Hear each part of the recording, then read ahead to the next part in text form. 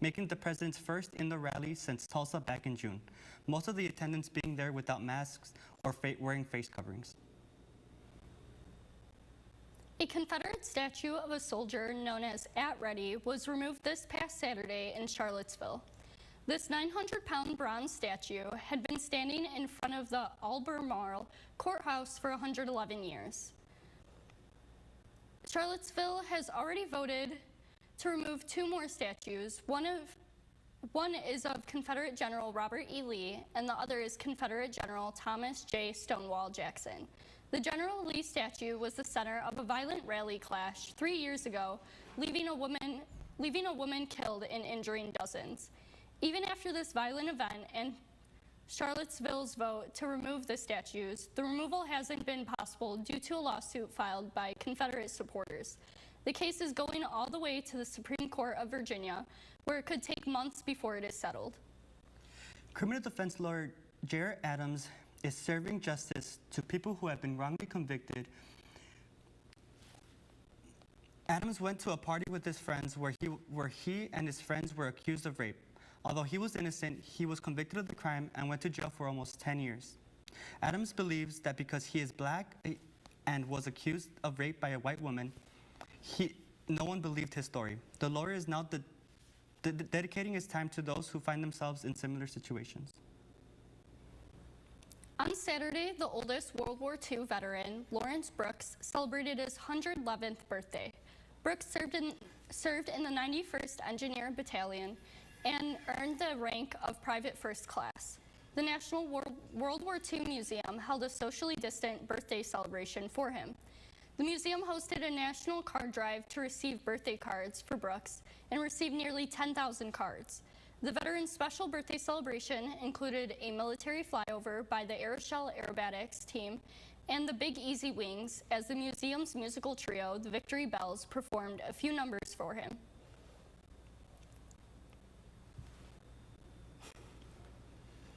Coming up next, we'll take a look into leading local headlines.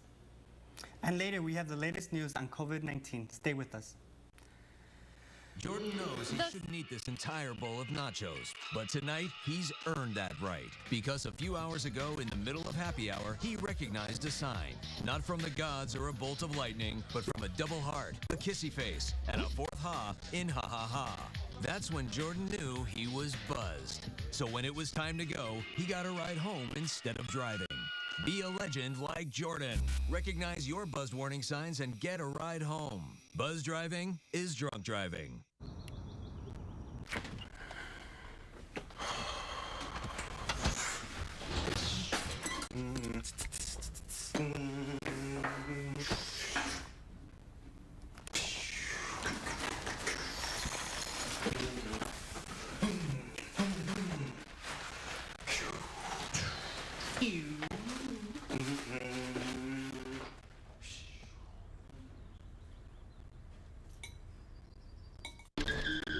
If I could go back and change it all, I would. I think I'm gonna miss you the most. I'm sorry. I'm so sorry. I'm so sorry. Or maybe it's just the little moments. If I could go back and change it all. If I could go back, I would. But I can't.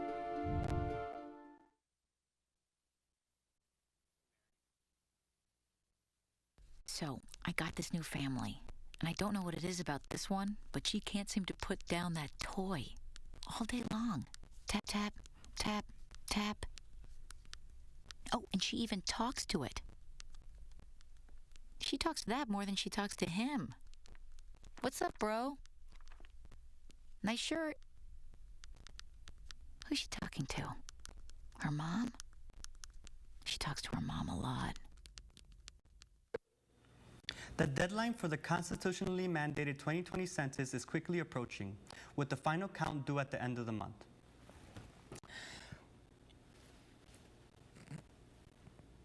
This is subject to change pending a court hearing on Thursday. Illinois is reporting numbers that are above the national average, sitting at 70%.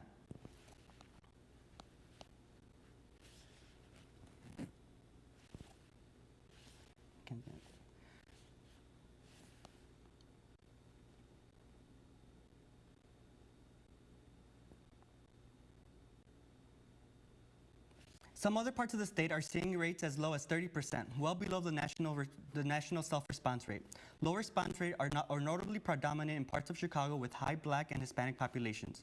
Community organizations in the Chicagoland area, including the Spanish Community Center and the South Suburban Immigration Project in Bolingbrook, have been pulling all the stops to encourage participation around the county despite the current pandemic. There is a response rate of 72% in Will County. The executive director of the Chicago Metropolitan Agency of Planning said the potential negative impact of such low response rates in neighborhoods like Little Village and West Englewood can widen existing inequalities in the region. More than 800 nurses walked out of their jobs to protest after contract negotiations didn't go their way at the University of Chicago on Saturday. The contract covering the Illinois Nurses Association expires today. The strike was supposed to include about 1,300 nurses, but approximately 500 couldn't attend because they work in critical care units. The hospital is currently working on bringing in more than 600 nurses to work in place of the nurses that are on strike. A manager at the Quincy Menards is accused of stealing more than $500,000 by returning non-existing items. Michelle Lewis printed old receipts with items bought in cash or check and then pretended to return those items, collecting the money for herself. Last Friday, she pled guilty to one count of theft over $10,000. Law enforcement believe Lewis had stolen more than $500,000 by returning fake items. She is currently free after posting a $1,000 bail bond. Chicago Bears safety Eddie Jackson helped the Wilson family pay for the rest of the funeral expenses for their 8-year-old daughter, including a $7,500 glass casket. 8-year-old DeJour Wilson was shot and killed while riding in a car on Labor Day in Canaryville. Wilson was riding with her parents and a friend when she was shot while the car was stopped at a red light. The incident happened at 47th and Union. DeJour is now the 6th child under 10 to be killed due to gun violence in Chicago since June. Lewis University is partnering with several organizations to provide COVID-19 test opportunities for students, faculty, and staff on September 17th. There will be tests administered to limit number of people on an invite-only basis on campus on September 20th. Free drive COVID-19 tests for students, faculty, and staff will be offered on campus on a first-come, first-served basis. When we return, we have the day's top COVID headlines. And later, we'll take a look at our 5-day forecast. Stay with us.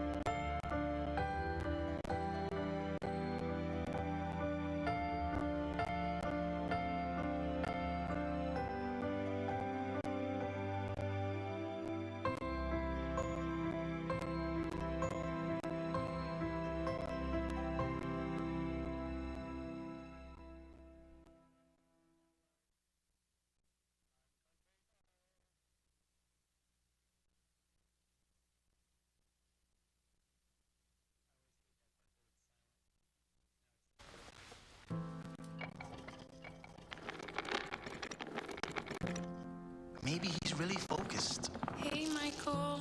Michael. Maybe he likes spinning the wheels. Maybe he just loves trucks. Maybe he's just being a boy.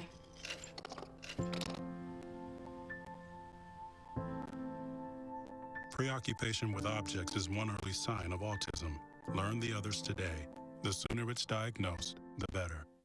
So, I got this new family. And I don't know what it is about this one, but she can't seem to put down that toy all day long. Tap, tap, tap, tap. Oh, and she even talks to it. She talks to that more than she talks to him. What's up, bro? Nice shirt. Who's she talking to? Her mom? She talks to her mom a lot. Due to a fear of gatherings during the upcoming national holidays, Israel's government has decided to impose a lockdown until October 9th. Schools and non-essential shops will be closed. However, some business owners have stated that they will ignore the rules out of fear of financial ruin. Israel has reported almost 150,000 cases and more than 1,100 deaths. However, infection rates have risen to 4,000 new cases per day. Anger around the government's handling of the pandemic has fueled ongoing protests against the prime minister, who is already on trial for corruption. Sunday afternoon, the CEO of pharmaceutical giant Pfizer Albert Bourla said there is a good chance of knowing if their coronavirus vaccine works by the end of October. They have 30,000 enrolled in their phase 3 testing, but are looking to expand the trial to 44,000. The trial currently includes people from ages 18 through 85. They hope to include 16 and 17-year-olds in the expanded trial. The company is waiting for the approval of the federal government and the distribution of a vaccine by the end of the year. A former commissioner of the Food and Drug Administration on the board of directors of Pfizer says he believes that a vaccine won't be widely available for distribution until 2021. Health experts are warning that restrictions must be strictly followed in order to avoid a return to national lockdowns following a rise in coronavirus cases. France reports a total of 10,000 new COVID-19 infections recorded Saturday, making this the first time the country topped 10,000 in a single day since the pandemic began. France's death toll is the 7th highest worldwide and the 2nd hardest hit country in Western Europe. In India, COVID-19 infections are increasing faster than anywhere else in the world.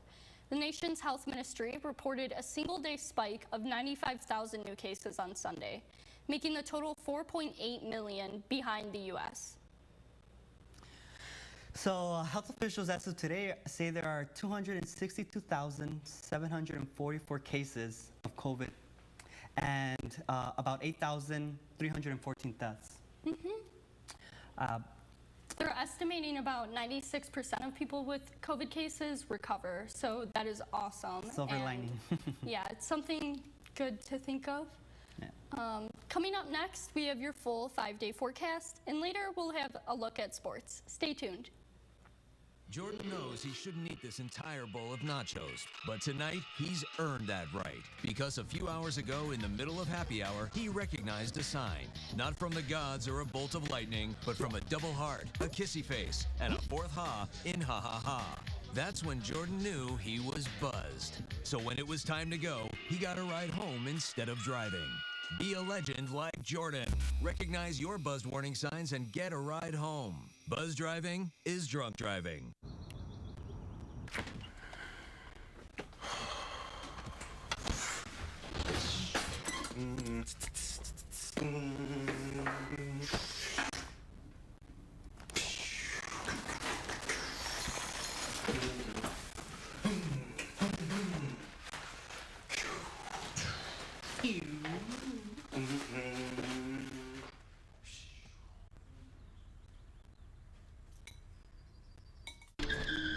If I could go back and change it all,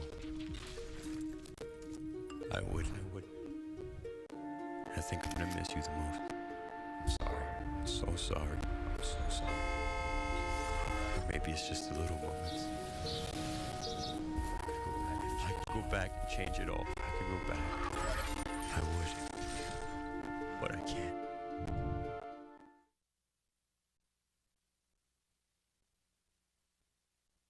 So, I got this new family, and I don't know what it is about this one, but she can't seem to put down that toy all day long. Tap, tap, tap, tap. Oh, and she even talks to it. She talks to that more than she talks to him. What's up, bro? Nice shirt. Who's she talking to? Her mom?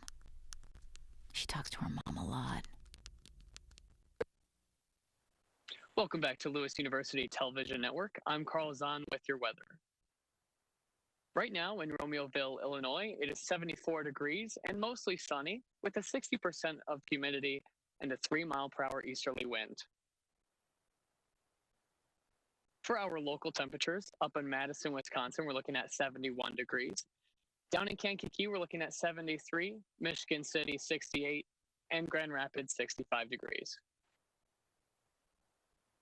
For Almanac for today, a high of 75 and a low of 55 is just about normal for September 14th. Our records for today is a high of 99 and a low of 40. For our 5-day forecast, it's going to be a pretty beautiful week.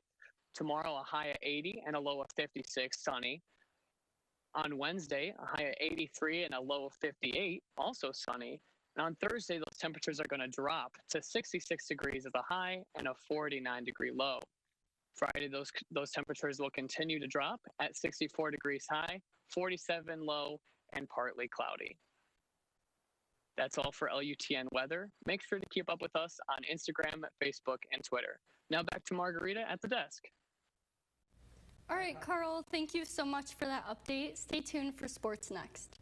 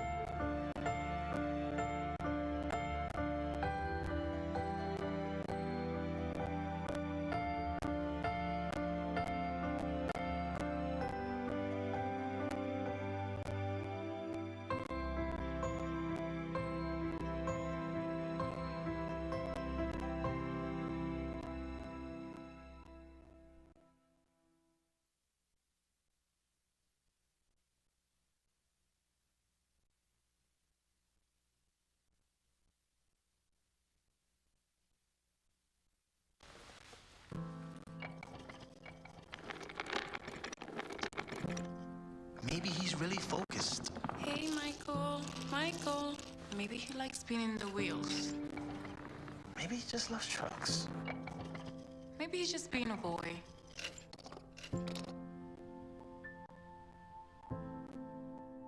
Preoccupation with objects is one early sign of autism. Learn the others today. The sooner it's diagnosed, the better. So, I got this new family. And I don't know what it is about this one, but she can't seem to put down that toy all day long. Tap, tap, tap, tap. Oh, and she even talks to it. She talks to that more than she talks to him. What's up, bro? Nice shirt. Who's she talking to? Her mom? She talks to her mom a lot. Welcome back to LUTN News. I'm Matt Mohan with your sports update live from Neil Carey Arena.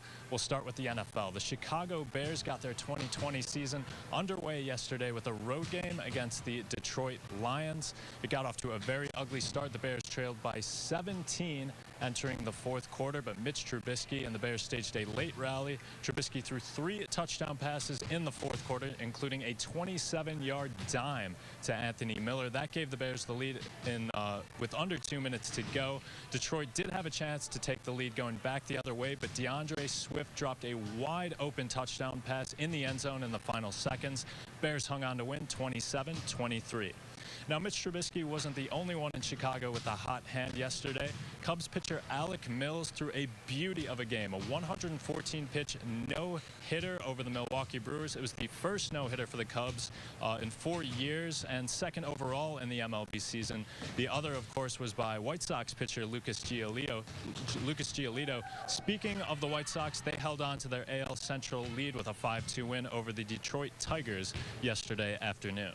In the NBA, the Denver Nuggets beat the Los Angeles Clippers 111-98 to force a winner-take-all Game 7. That will be on Tuesday. The winner of that game will move on to the Western Conference Finals against the Los Angeles Lakers. In the NHL, the Tampa Bay Lightning defeated the New York Islanders 4-1, and they are now leading the series 3-1 and stand 1 game away from advancing to the Stanley Cup Finals against either Dallas or Las Vegas. And finally, as most Lewis sports are facing canceled seasons and postponed practice schedules, the men's and women's golf teams did get their seasons underway with the Battle at Blackhorn Horn Invitational. That was this afternoon in South Bend, Indiana. You can check out the Lewis Athletics websites for all the details on how our Flyers did. Results should be posted later this evening. That's all for sports. Live from Neil Carey Arena, I'm Matt Mohan. Back to you guys. That's it for today's news. Thank you for watching. As a reminder, you can always keep up with Lewis News on Facebook, Twitter, Instagram, and by visiting our YouTube channel. I'm Margarita Cromitis. I'm Angel Olivo. Have a great night.